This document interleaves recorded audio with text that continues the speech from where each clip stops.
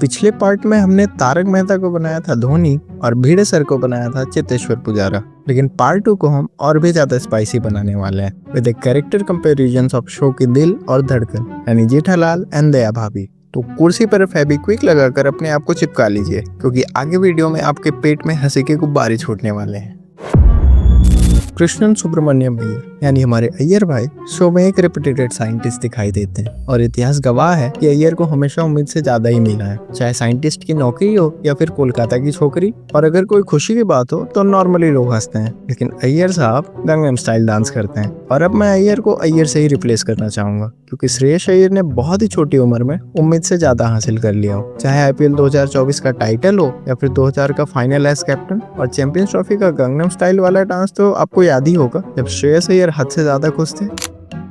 Show में पत्रकार पोपटलाल पूरी दुनिया हिलाते हैं, लेकिन इनकी शादी ही ऐसा स्पेस है जहाँ इनकी पावर्स कुछ काम नहीं आती। इनकी शादी नहीं हो रही है तो ये परेशान है, लेकिन इनसे ज्यादा परेशान तो सोसाइटी वाले रहते हैं। ठीक ऐसे ही कुछ कारनामे हमारे विकेट कीपर बैटर यानी संजू सैमसन के भी हैं। संजू ने पूरी दुनिया में अपने बल्लेबाजी का लोहा मनवाया, लेकिन जब उनका सिलेक्शन इंडियन टीम में होता है तो उनका परफॉर्मेंस 0 सन्नाटा ही होता है। और जब संजू टीम से ड्रॉप होते हैं तो फिर वही पोपटलाल की शादी की तरह इनके सिलेक्शन की खबरें सोशल मीडिया पे ट्रेंड करने लगती हैं। तारक मेहता के ऐसे कैरेक्टर जो हमेशा एनर्जेटिक रहते हैं और कोई भी कंट्रोवर्सी हो इनका इन्वॉल्वमेंट 100% होता है। और जहां बात रोमांस की हो तो ये खुल्ला फुल्ला करते हैं। हार्दिक पांड्या ऐसे ही कैरेक्टर लग रहे हैं जो सोडी लेवल एनर्जी मैच कर सकते हैं, और जब ओपोनेंट से भिड़ने की बात हो तो ये एनर्जी डबल हो जाती है। स्पेशली जब आज राइवल पाकिस्तान सामने हो तो ये नींबू मिर्ची लगा के उनका काम तमाम करते हैं।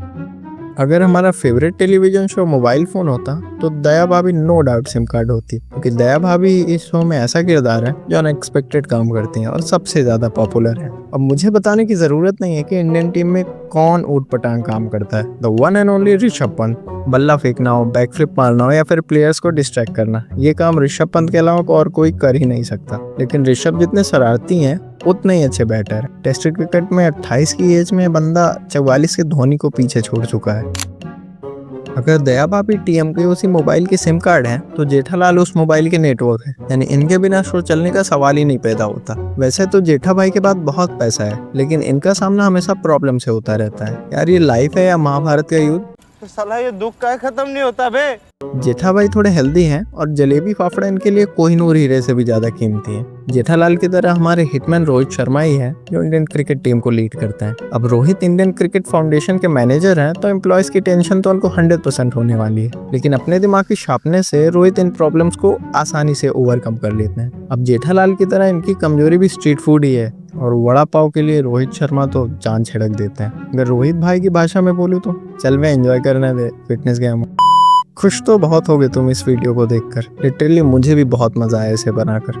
अगर जिसने भी पार्ट 1 ना देखा हो तुरंत देख लो भाई, क्योंकि भिड़े, चंपक चाचा, मेहता साहब और टप्पू सारे इंपॉर्टेंट कैरेक्टर्स हैं और इनका क्रिकेट क्लोन तो देखकर भाई मजा ही आ जाता है। मैं जल्दी आपके लिए नई वीडियो लाऊंगा, तब तक के लिए बाय बाय।